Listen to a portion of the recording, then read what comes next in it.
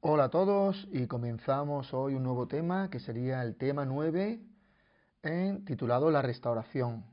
Estamos refiriendo a la restauración borbónica porque llega Alfonso XII, el hijo de Isabel II, ¿vale? De la mano de este gran político que es el malagueño Cánovas del Castillo, ¿vale? Vamos a recordar un poco cómo terminamos el tema anterior y el tema anterior pues terminamos con la caída de la Primera República Española. Básicamente en enero del 74 el general Pavía, ahí estaba Castelar, el Parlamento le quitó la confianza a Castelar porque no pudo controlar los cantones, eh, y entonces el general Pavía da un golpe, un pronunciamiento para que se mantuviera Castelar, pero Castelar no quiere mantenerse en el poder a través de un pronunciamiento de, en este caso, del general Pavía. Como veis aquí, va a pasar prácticamente un año, desde enero del 74 hasta diciembre del 74, ¿y quién gobierna? Pues tenemos el gobierno de Serrano, que cuando ya no está Castelar, pues se forma un gobierno provisional liderado por Serrano. El objetivo era la paz y el orden en el país, ¿vale? Sobre todo el objetivo era terminar con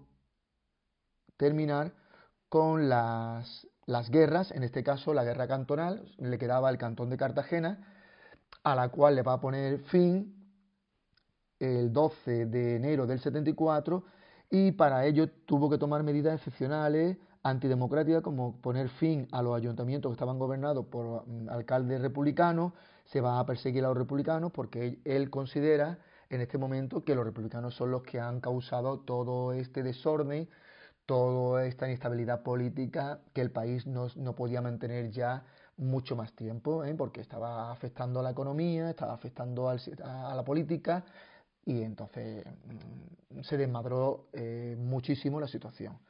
Esta situación va a ser provisional durante este año y es cuando nuestro protagonista, Cánovas del Castillo, va a aprovechar y va a traer la figura de Alfonso XII, va a traer al Borbón, al hijo de Isabel II que estaba exiliada en Francia, ¿vale? Es lo que se llama el sistema canovista.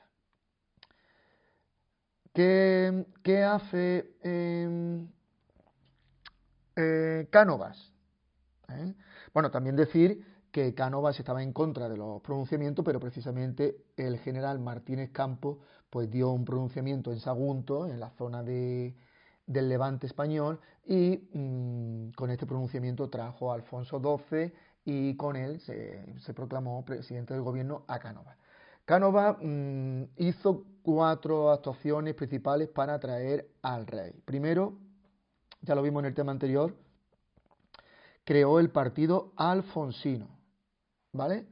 Este sería como el partido de Narváez durante la época de Isabel II, un partido conservador y agrupa a miembros del Partido Moderado de Narváez, miembros de la Unión Liberal y miembros del Partido Progresista Antiguo, que eran más moderados. Aglutina a estos 3 partidos. En lo que atañe a la sociedad, pues se atrajo, consiguió que la burguesía, el alto clero y los militares vieran fuera bien visto la llegada de Alfonso XII.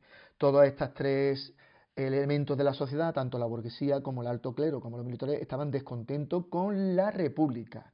¿eh? Entonces ellos veían que la monarquía era lo más necesario. La burguesía, pues porque la burguesía pensaba que la burguesía seríamos los empresarios de la empresa, de la industria, sobre todo en el País Vasco, en Cataluña, que era la zona más industrial, pues la burguesía veía que no le venía nada bien la inestabilidad política y veían a los republicanos como los causantes de la inestabilidad política. Después el alto clero también veía que los republicanos eran laicos, incluso anticlericales, un tinte anticlerical muy, muy acusado, muy importante. Y los militares pues también estaban disgustados con toda la revuelta, con toda la inestabilidad política que se había causado por la República. Así que estos tres elementos de la sociedad veían bien la llegada de la monarquía y la llegada de Alfonso XII. Ya en el 70 se consigue la abdicación de Isabel para facilitar la llegada de su hijo. Isabel tiene que abdicar para que su hijo reine. Y después lo más importante, el manifiesto de Sanjus. Fue un texto, un manifiesto, una promesa, donde el rey se comprometía a ser democrático y a no deshacer la labor legislativa, democrática de libertades que se había establecido durante el sexenio. ¿Vale? Una vez dicho esto y una vez que ya está el rey instalado y Cánovas como presidente del gobierno, vamos a explicar lo que se llama el sistema canovista, cómo va a funcionar esto. Lo primero que tenemos que ver es la Constitución que se crea en 1876. Una Constitución, aquí tenemos, soberanía compartida. El rey no se va a meter en política, pero va a tener unos aspectos muy importantes para que el sistema funcione. Modelo centralista, no va a darle autonomía a las regiones ni a las ciudades. Confesionalidad, bueno, división de poderes, amplia declaración de derechos. Bueno, esto es bastante discutible. Vamos a tener aquí con mis apuntes, que son los apuntes que tenéis vosotros, que luego os he pasado yo. Y lo más importante que tenéis que decir de la Constitución es que es una Constitución, es la más extensa. Duró hasta 1923 y sobre todo es una Constitución que fue muy extensa, duró mucho por el consenso, porque había mucha gente, se redactó de una manera para que la gente estuviera de acuerdo con ella. Fue aprobada por la mayoría de los políticos y se redactó de una forma ambigua e incompleta para luego, para facilitar el turnismo, para que todo el mundo estuviera de acuerdo. Esta Constitución luego va a tener que ser complementada con otras leyes porque era bastante ambigua, ¿vale? El rey, el papel que le va a dar al rey, el rey va a tener un papel muy importante. Ningún partido puede cuestionar al rey. ¿eh? Se le va a reducir el poder, pero tiene dos elementos muy importantes que sí puede disolver las Cortes y es el que elige al presidente. Esto es muy importante para que el sistema canovista funcione. Luego lo vamos a ver, ¿vale? Ya después lo demás no me interesa mucho, ¿vale? Dos cámaras, Congreso y Senado, y sobre el sufragio no lo fija claramente. En un principio es universal, pero luego Cánovas lo va a reducir. Así que es muy ambiguo todo, a la espera de que nuevas leyes amplíen la Constitución. ¿Vale? En el 78 será censitario y después ya en el 90, con el gobierno de Sagasta, va a ser universal. Así que, y en lo que respecta a la religión, pues principalmente es favorable a la religión católica, es un estado confesional. No se va a prohibir otros cultos, pero sí se prohíben que se realicen en actos públicos. ¿Vale? Y los derechos y libertades, bueno, pues también se deja muy ambiguo y luego van a ser restringidos. La imprenta de asociación, revisión y de expresión, sobre todo. Así que podemos decir que es una constitución más bien conservadora. Como bien dice aquí, principios liberales, pero muy conservadora en su ejecución. Sobre todo prevalece lo ambiguo, la ambigüedad. Luego hay que ampliar bastante la Constitución. Bueno, continuamos y pasamos ya a ver cómo funciona el sistema, el funcionamiento del sistema canovista. Vamos a ver. Aquí tenemos el funcionamiento del sistema canovista. Vamos a ver. Cánovas era historiador y él lo vivió personalmente y estas dos características pues hicieron ver rápidamente los tres problemas que tenía España en la época de Isabel o en la época anterior, ¿vale? Los tres problemas lo tenemos aquí y tenemos que él vio que había una intransigencia muy grande entre los partidos, entre estos dos elementos que estoy señalando aquí, Narváez y Espartero, ¿acordáis, no? Bueno, estos son moderados y estos son liberales. Entonces, cuando llegaba uno, le ponía muchísimas dificultades para la alternancia de poder.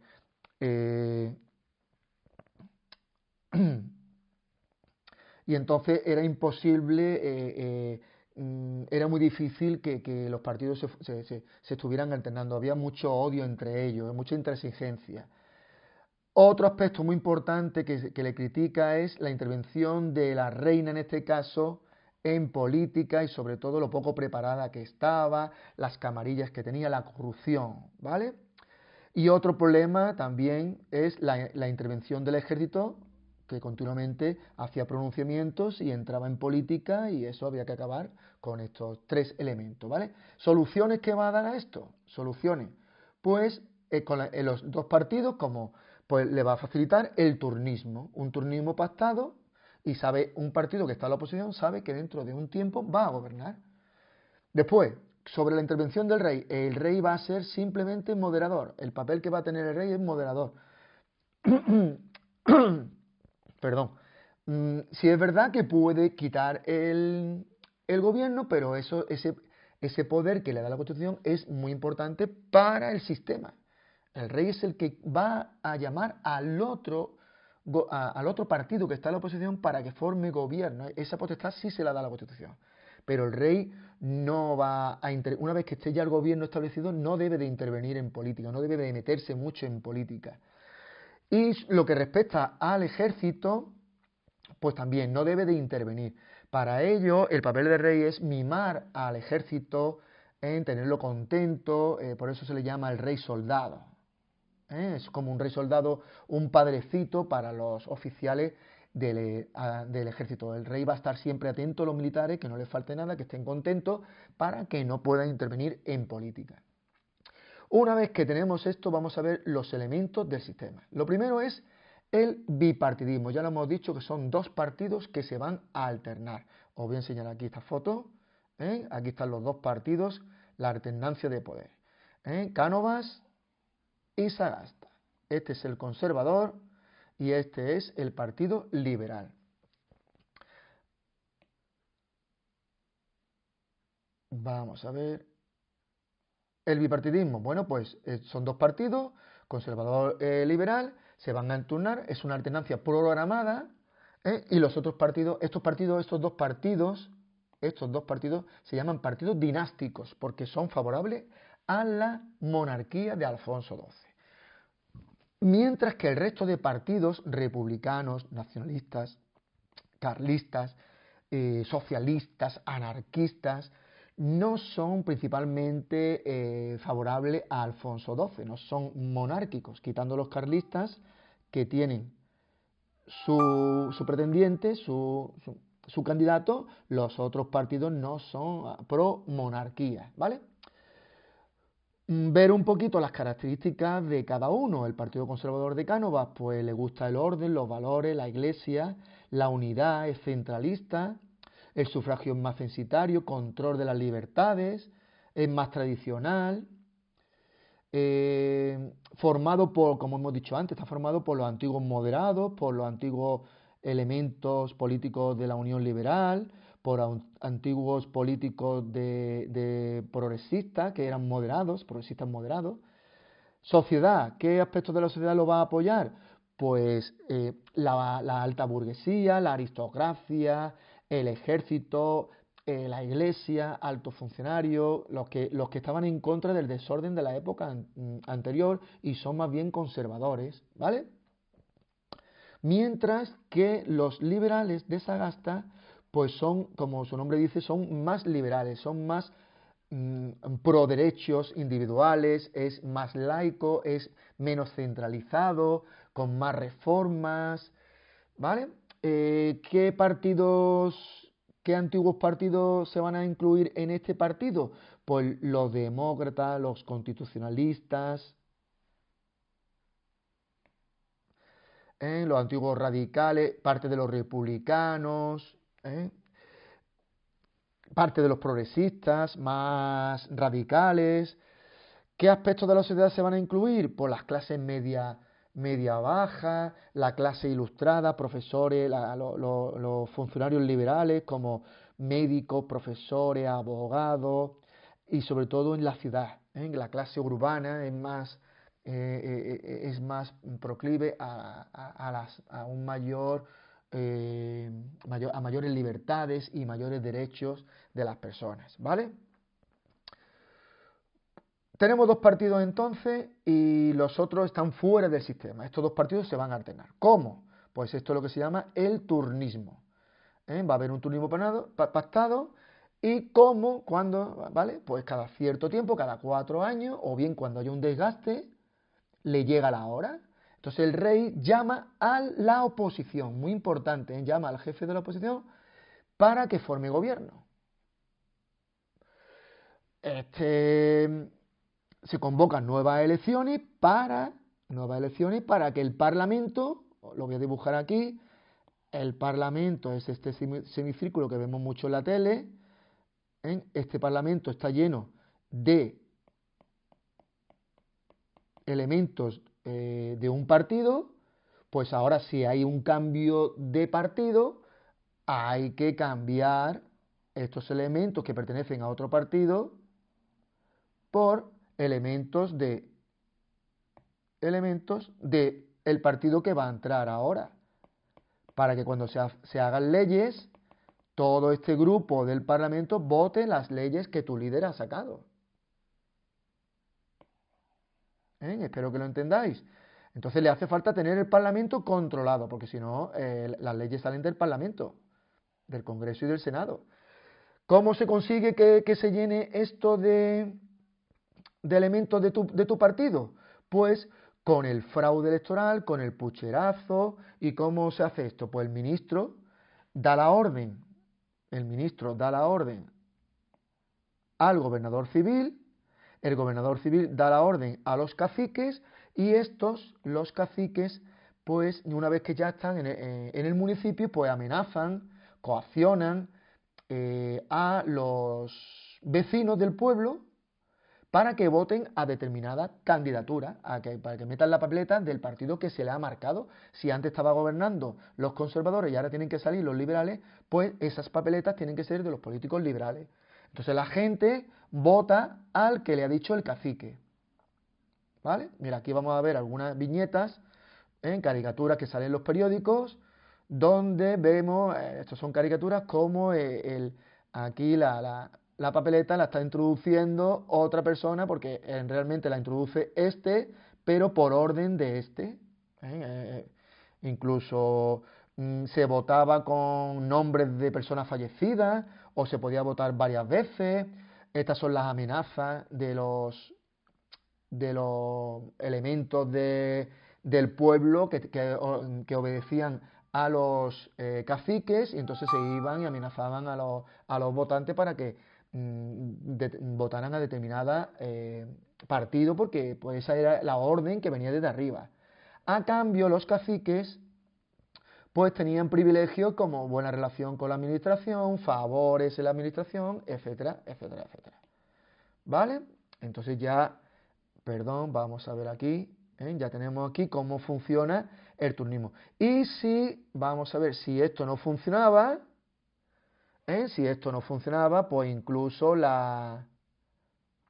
se amañaban los resultados, se cambiaba la cifra y las actas se falsificaban y punto, eso es lo que es un pucherazo, ¿vale? Pues venga, una vez que tenemos ya el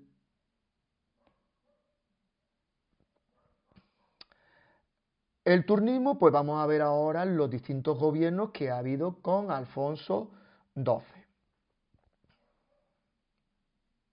¿Vale? Bueno, pues va a haber la alternancia. El primer partido que va a comenzar gobernando en el 75, recién instaurada, es el partido de Cánovas. ¿Vale? Lo tenemos. Vamos a ver, lo tenemos aquí. Cánovas va a gobernar desde el 76 al 81. Y lo que hemos dicho antes, es más conservador, Y entonces a favor del orden, de la estabilidad, de la censura, restringe las libertades, recorta las libertades, establece partidos legales e ilegales. Los legales van a ser los partidos dinásticos, el suyo y el de Sagasta. El resto son partidos ilegales. Va a reducir el sufragio. Es lo que se llama una dictadura canovista, porque lo que se quiere es el orden. Muy importante el orden y la estabilidad.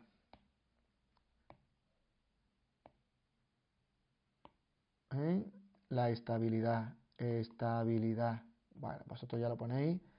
Orden y estabilidad política para poder que el país, pues bueno, para poder gobernar, para mejorar el país. Dos apartados muy importantes que no se os puede olvidar de este gobierno, pues fin de la guerra carlista y fin de la guerra de Cuba. Recordad que tenemos dos guerras por ahí, ¿vale? El fin de la guerra carlista está claro porque los carlistas se vinieron un poco abajo cuando ya se trajeron a Alfonso XII. Ellos pensaban que su candidato, no recuerdo muy bien si era Carlos VII en este momento, tenía opciones porque hemos acabado con la República, hay que traer una monarquía, pero cuando viene Alfonso XII, pues ellos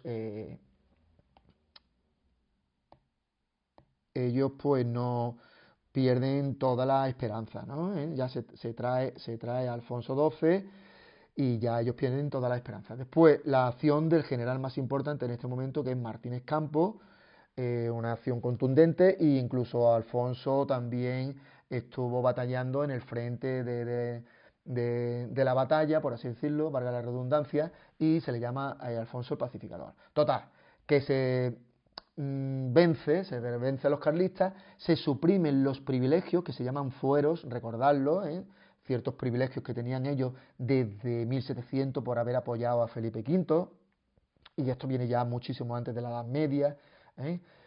Pero a cambio se le hace un concierto económico por el cual hay que darle una cierta cantidad de dinero por haberle quitado los fueros. Y otro aspecto muy importante, que se va a fundar el PNV, el Partido Nacionalista Vasco, un partido autonomista, un partido regionalista, un partido nacionalista, que va a crear también pues, muchas críticas al sistema de la Restauración. El segundo aspecto que tenemos aquí, este es el primero, muy importante, es el fin de la guerra de Cuba. También como Martínez Campos, como negociador con los españoles que vivían allí en América, ¿eh? Se llega a la paz de Zanjón y se establece que se le va a poner fin a la esclavitud, porque era lo que pedían los cubanos, fin a la esclavitud y una cierta autonomía económica, que pudieran ellos comerciar con otros países, específicamente con Estados Unidos, y que no fuera un monopolio económico entre Cuba y España. España estaba en crisis, España no podía abastecer de productos a Cuba y los cubanos querían otros mercados, ¿vale?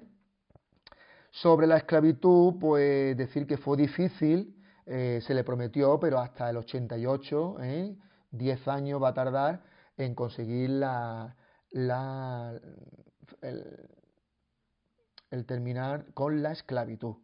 Pensar que hay un lobby de presión, muchos industriales, incluso muchos políticos que tenían intereses industriales en Cuba, pues lo hace difícil porque ellos tienen una mano de obra barata, barata no, gratuita, con los esclavos. Estos esclavos trabajan en las grandes plantaciones de azúcar, de plátano, de café, de cacao y sobre todo el azúcar, y entonces esta presión de ciertos políticos, de parte de la sociedad burguesa, capitalista, pues está en contra de quitar la esclavitud.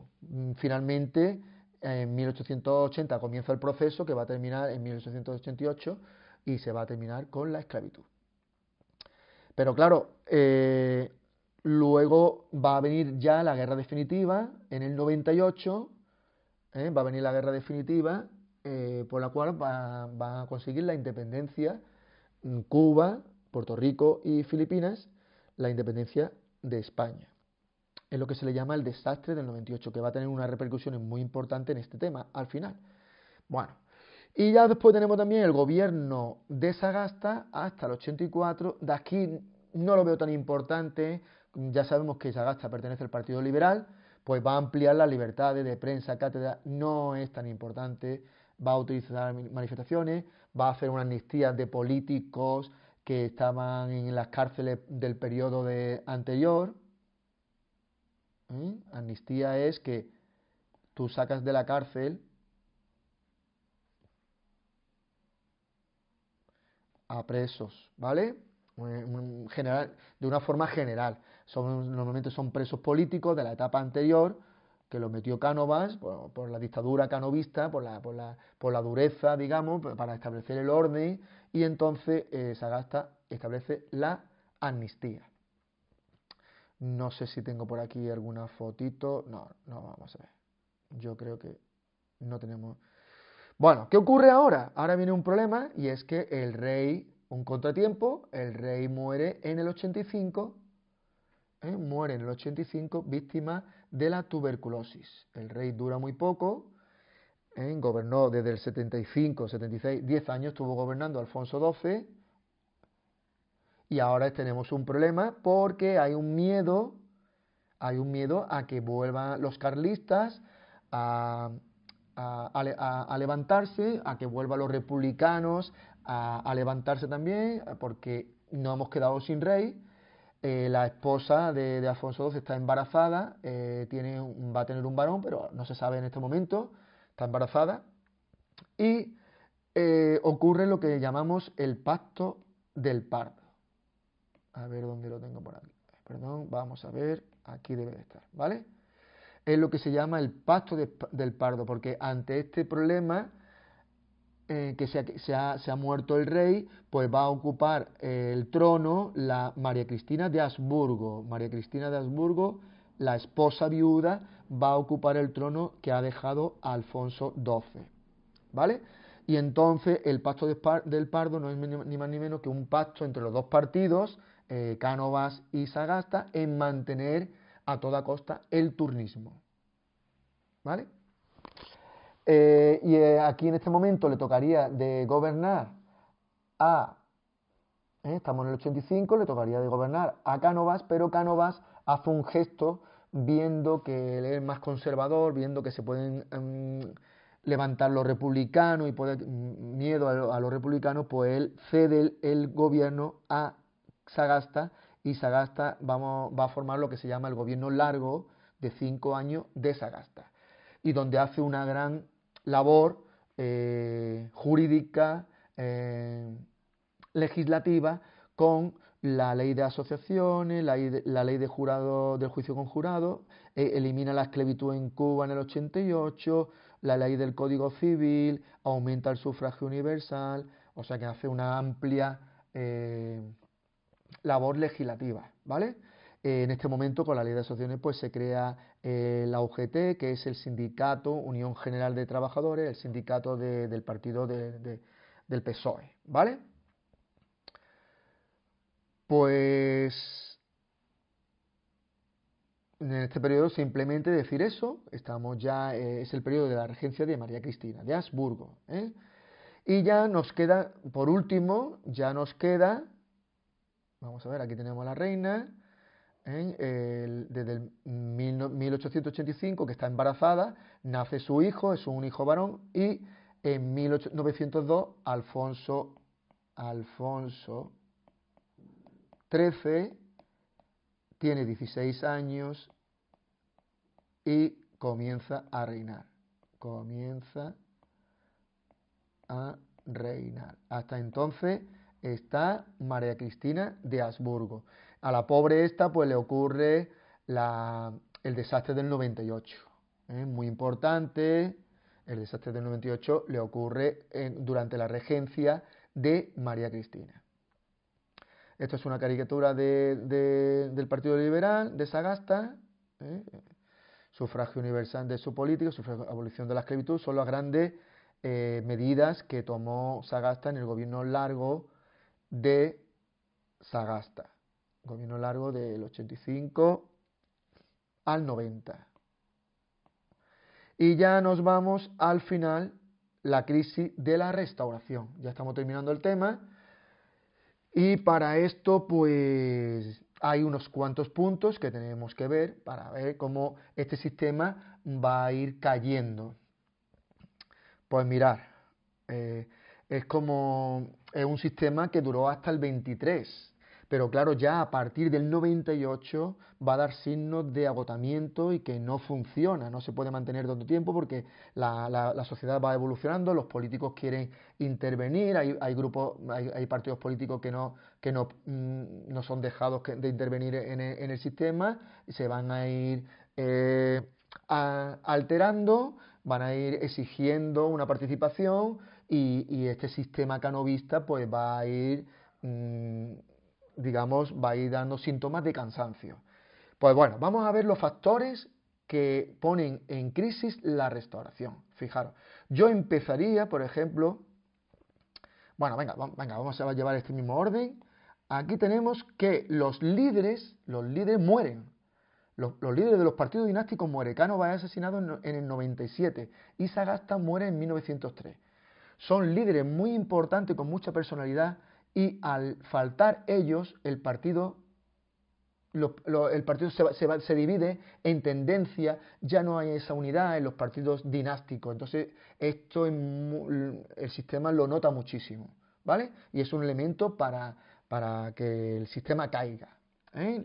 Van a ser otros nuevos políticos, pues vamos a tener a Silvela, Eduardo Dato, vamos a tener a Prieto, Antonio Maura, o sea, líderes, pero no son tan carismáticos como estos Canalejas, el que va a sustituir a Sagasta Canalejas, en fin, son, como digo, no llegan a la altura de estos dos personajes clave en este momento.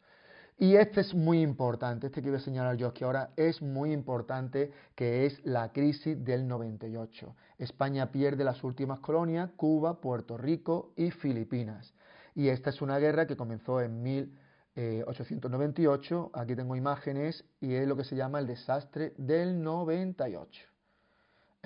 Aquí ya interviene la Armada, bueno, interviene el ejército norteamericano, Estados Unidos, que va a ayudar a Cuba y claro, la guerra dura poquísimo porque nos infligieron una derrota clarísima, rapidísima, que nos dejó mella durante muchísimo tiempo y nos dejó una situación de depresión nacional terrible, ¿vale? Aquí he apuntado aquí la generación del 98 que vosotros conocéis, escritores tan importantes como Pío Baroja, Valle Inclán, Antonio Machado, Azorín, Unamuno, Ramiro de Maeztu, no sé si se me olvidará alguno, pero bueno, aquí, y estos sobre todo Maeztu, Azorín, Pío Baroja, pues tenían el tema de España muy presente porque le afectó enormemente el problema del desastre del 98 y la pérdida de las tres colonias que nos quedaba. También decir que mientras otros países, Gran Bretaña, Francia, estaban aumentando su imperio, ya habían conquistado prácticamente, entrado en África, se habían hecho con todos los países, toda la zona de África, pues mientras que otros países están incrementando sus colonias, España precisamente está perdiendo las pocas que le quedaba y eso ocasionó un shock a nivel cultural, psicológico de la población. Bueno, en cultura no, tenemos la segunda generación más importante de escritores culturalmente, pero que sí repercutió mucho. Estos escritores sí dieron a conocer la crisis de identidad que estaba padeciendo España, a nivel periodístico, muchísimas críticas a lo que era España, que somos, por qué hemos caído tan bajo, y es fundamental, este aspecto es muy importante en la crisis del 98 porque va a dar lugar a otros aspectos que vamos a ver aquí, por ejemplo, como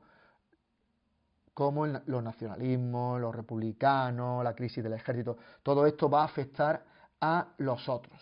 Es muy importante la crisis del 98. Esta crisis va a provocar un intento de regeneracionismo del sistema político, con escritores como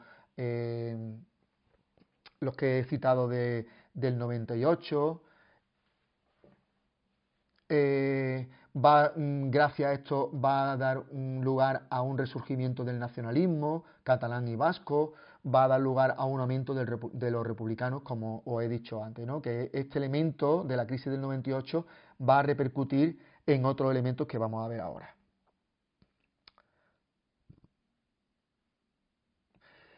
Seguidamente, la oposición republicana. Los republicanos estaban ahí escondidos, estuvieron apagados, hay una división interna entre Castelar, que se pasó al partido de Sagasta, tenemos los republicanos de Ruiz Zorrilla, tenemos los republicanos de Salmerón, tenemos los republicanos de Pi y Margal. Hay varias tendencias, incluso muchos votantes que antes votaban a los republicanos van a votar ahora a los socialistas, de Pablo Iglesias. ¿Vale? Se van a hacer marxistas, se van a hacer anarquistas, se van a hacer socialistas. Pero bueno, va a haber un repunte de los partidos republicanos. Otro aspecto. Vamos a ver. Venga, vamos a ir con los nacionalismos. Esto tiene mucho que ver con el 98, ¿vale? Vamos a ver qué pasa aquí. Los nacionalismos, surge el nacionalismo catalán y el nacionalismo del País Vasco en Galicia. ¿Qué pasa? Porque se sienten, ¿cómo diríamos?, perjudicados por la acción de España, del gobierno central español, sobre todo a partir del 98, un país que no ha sabido conservar las colonias, que ha sido duramente derrotado, van a criticar la labor del ejército, la labor del rey, y entonces estos son nacionalismos periféricos, que están en la periferia de España, y no quieren depender, digamos, tanto de la política centralista de Madrid. Entonces van a criticar mucho a los políticos, a las políticas que se han hecho desde Madrid. Entonces va a resurgir este nacionalismo que va a prevalecer, a resaltar lo particular de la región, como puede ser la lengua, la cultura, la historia catalana del País Vasco, contra un Estado central que no ha hecho las cosas bien, que ha sido derrotado, que estamos perdiendo la industria, porque esta guerra también nos va a afectar a la industria, que hemos pasado ya a una tercera potencia, y entonces van a buscar autonomía o incluso la independencia, ¿vale? Aprovecharon la crisis del 98. En Cataluña tenemos políticos de la talla de Prat de la Riba y Francesc Cambó. A ver si tengo por aquí. Aquí estaba, se acercaba el año 98, la honda crisis política, social y cultural que fracturó, fue el golpe que le dio a la restauración. Aunque la restauración va a durar hasta el 23, todavía faltan muchos años, pero esto fue un golpe mortal. Durante esos años va a estar languideciendo, va a estar muriendo, va a estar agonizando este sistema de la restauración. Bueno, pues tenemos a Prat de la Riba, político muy importante, y Cambó, ¿vale? Y lo que decimos es eso, pues ven un fracaso de la restauración, hace falta una reforma, un reformismo. Aquí lo tengo puesto, a ver si lo veo por aquí, un momentito. Un regeneracionismo, hace falta un regeneracionismo y entonces pues afloran, aumenta los nacionalismos tanto en Cataluña como en el País Vasco. En el País Vasco el personaje más importante va a ser Sabino Arana. Aquí lo tenemos, Sabino Arana, en 1894 crea el PNV, el Partido Nacionalista Vasco, y este es un partido donde igual preconiza favorece el localismo vasco con su raza distinta, fueros, a favor de los fueros que se le quitaron y a favor de la religión. Es ultracatólico y es bastante racista, menosprecia a otros pueblos, en este caso los españoles, y bueno. Los vascos, ¿por qué? ¿Por qué? Bueno, pues también influyó el 98, pero también influyó la derrota del carlismo. Ellos son carlistas. Esa supresión de los fueros que hemos dicho antes que le hizo Sagasta, pues ellos quieren volver a tener los fueros. Sufrieron muchísima inmigración de españoles con la industrialización, vieron peligrar su identidad vasca, al haber tantos inmigrantes españoles, y entonces surge el nacionalismo como un movimiento en defensa de la cultura vasca, ¿vale? Bueno, y vamos a ir terminando ya. Me queda otros partidos que van a resurgir, que son los partidos del movimiento obrero, que se pueden distinguir entre socialismo y anarquismo, ¿vale? Ya vimos cómo la industria se está asentando en toda Europa, ya hay grandes empresas, ya estamos en la segunda revolución industrial con el petróleo, hay un aumento de empresas, ganan muchísimo dinero y los trabajadores están en unas condiciones precarias, y entonces estos partidos van a favorecer la lucha obrera del campesino frente a los empresarios, ¿vale? Hay dos formas: a través de la acción directa con el terrorismo, como sería el caso de los anarquistas. Atentaron contra, ya vimos que asesinaron a Cánovas, van a asesinar a Canalejas, intento de asesinar a Martínez Campos, atentado en la procesión del Corpus con bastantes muertos en 1896, mientras que el socialismo, fundado por Pablo Iglesias, que lo tenemos aquí, en 1879, el segundo partido socialista más antiguo del mundo, pues defiende al obrero con la política, a través de la democracia, a través del juego político. Siempre estos dos partidos van a estar en contra del capitalismo y del imperialismo, ¿vale? Entonces, mientras uno es con la política, el otro es con acciones terroristas para hacerse notar. Y ya estamos terminando el tema, y solamente decir que otros momentos que fueron muy importantes para que la restauración entrara en crisis, no se olvide, pues fueron la Guerra de África, que empezó a comienzos del siglo XX, ya lo explicaré en el sistema siguiente. España entra en África, tiene allí una colonia. Como perdió Cuba, Puerto Rico y Filipinas, pues España tiene mucho interés en recuperar alguna colonia. Las potencias europeas le ceden parte de Marruecos, y ahí va a haber una guerra que termina en el 25, creo. 1925-27 termina la guerra de África, que fue un auténtico desgaste para los distintos gobiernos de nuestro país. Después, otro aspecto importante, la Primera Guerra Mundial, empieza en el 14, ¿vale? Hasta el 18. Fue muy importante porque encareció muchísimo los precios de los productos, una gran inflación, y la gente pasó hambre, y eso llevaba a ver revueltas en las calles, manifestaciones, huelgas, etc. Y también 1917 con la Revolución Rusa, es una revolución de los partidos marxistas, socialistas en Rusia, y esto se extendió a todo al continente, y esto favoreció que muchos obreros, muchos campesinos, pues se vieran identificados con esta revolución y estuvieran más, vamos a ver qué ha pasado aquí, y estuvieran más proclive a manifestaciones, huelgas, la Revolución Rusa, que no se olvide, muy importante, ¿vale? Y ya, claro, esto va a terminar ya, va a pegar una explosión, digamos así, esto va a dar un cambio radical cuando en 1923 la situación se vuelve muy insostenible, crisis económica, crisis social, crisis con la guerra de África, y la guerra de África va a ser la puntilla para que el general Primo de Rivera, Miguel Primo de Rivera, dé un golpe de Estado en 1923, y se acaba completamente ya con la restauración. Bueno, pues esto es todo. Espero que os sirva para que estudiéis, para que os sirva para los exámenes, y bueno, si puedo ayudaros en algo, pues mejor. Me siento muy contento con que estas exposiciones que hago para mis alumnos pues les puedan servir, ¿vale? Venga, nos vemos para el siguiente tema.